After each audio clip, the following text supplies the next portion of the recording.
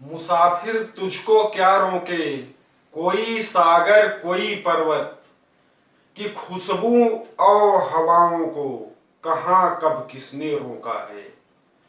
नहीं कुछ भी असंभव है, अगर प्रण प्राण से चाहो उसे हर्षय हुई हासिल, जिसे खुद पर भरोसा है, जिसे खुद पर भरोसा है। सादर अभिनंदन, हार्दिक अभिवादन आप सभी महानुभावों का। मैं कुंज बिहारी पांडे आज एक बार फिर आप सबके समक्ष एक नई विषय वस्तु के साथ, बहुत सकारात्मक, प्रेरणाप्रद और सकारात्मक विषय वस्तु, अगर आप सब ध्यान देंगे तो आपके सबल पक्ष को निखार कर आगे लाने की प्रतिबद्धता इसके साथ में अंतर्निहित है। कुछ ऐसे लेख होते हैं, ऐसी रचनाएं होती हैं कि अगर उसको आप ध्यान से अंतर्मनन करें, उसको आत्मसात करें, तो उसमें एक सकारात्मक ऊर्जस्विता आपके मनोबल को और निखारती है, मजबूती प्रदान करती है।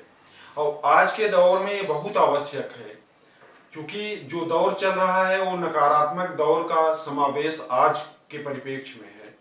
तो ऐसे ही नकारात्मक तथ्यों को हम कितना पीछे छोड़कर सकारात्मक पहलू को हम तरासें, निखारें, उसको आत्मसात करके आत्मनिर्माण करें, जन जीवन को आगे बढ़ाने की दिशा में उसे ले आए।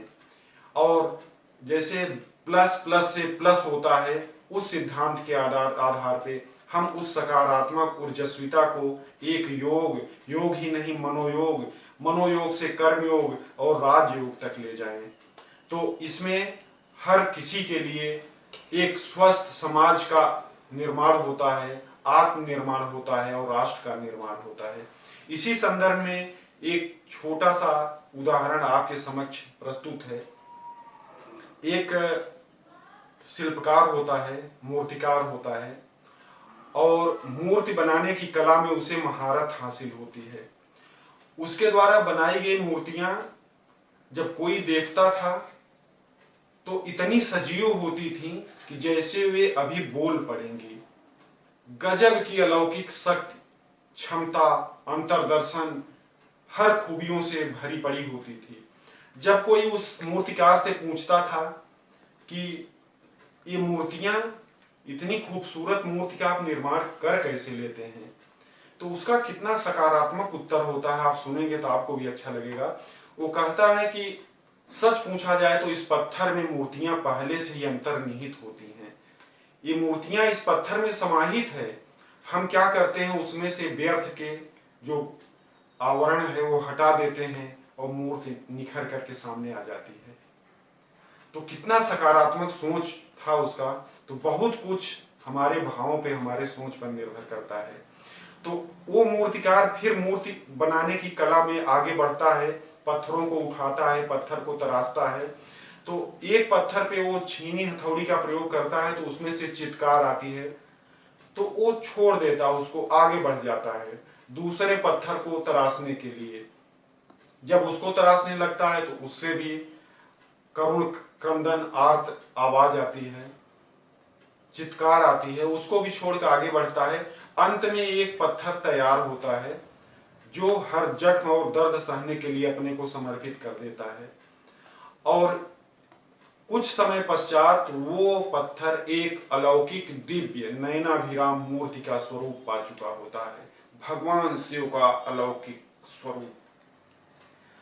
अब अंतर ये देखें कि उस पत्थर से मूर्ति का आकार ग्रहण किए हुए शिव स्वरूप पर अनवरत लोगों की श्रद्धा के साथ कतारें लगी हुई थी। पूजा अर्चना, जलाभिषेक, इस तरह का दौर चल रहा था। अन्य जो पत्थर थे उदास थे, वो मूर्तिकार से शिकायत करने लगे कि आखिर ये मौका हमें क्यों नहीं दिया गया, हम भी तो इसके हकदार थे। मूर्तिकार ने कहा, शिल्पकार ने कहा कि देखिए, अवसर सबको दिया गया था, आपको भी हमने अवसर दिया, भरपूर अवसर दिया, लेकिन सच अगर आप देखें तो ध्वंस के बाद ही निर्माण की प्रक्रिया शुरू होती है। जो गलने के लिए, विसर्जित होने के लिए, अपना सब कुछ अर्पण करने के लिए तैयार नहीं होता, वह विकास की प्रक्रिया का, निर्माण की प्रक्रिया का साक्षी कभी नहीं बन सकता है। कोई स्वर्ण जब तपाया जाता है, आग में झुलसाया जाता है, तो वही निखर कर कुंदन बन जाता है। तो कहने के तात्पर्य है कि हम जब तक अपने को संघर्षों से जूझने की स्थिति में नहीं ला पाएंगे, संघर्ष से आमना सामना नहीं करेंगे, तब तक हमारा स्वरूप पूर्ण रूप से निखर कर सामने नहीं आएगा। कितना भी आपको चाहे बसंत से रूबरू होना हो, फूल से रूबरू होना हो, तो कांटों का जख सहना पड़ेगा, और तभी आप अपने वास्तविक स्वरूप को निखार कर आगे बढ़ सकते हैं।